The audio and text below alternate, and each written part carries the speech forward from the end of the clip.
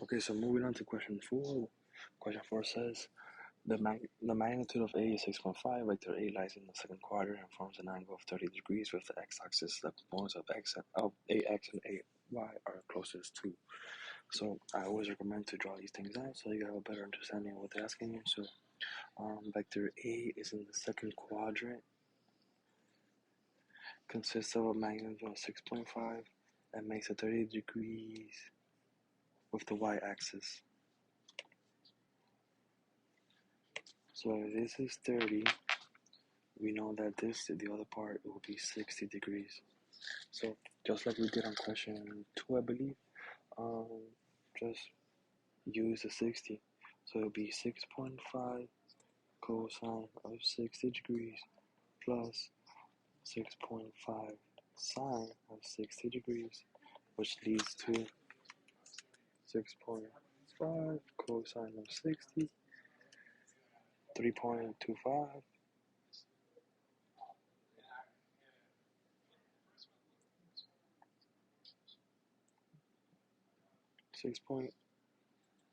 6.5? Oh no,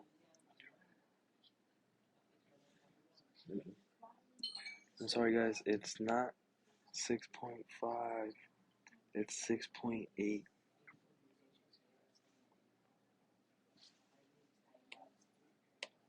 6.8, 6.8, 6.8, 6.8. So 6.8 cosine of 60 is 3.4. Being in the second quadrant, we know that our x is negative, plus 6.8 sine of 60 be 5.9. So a of x is negative 3.4y, and a of y is positive 5.9.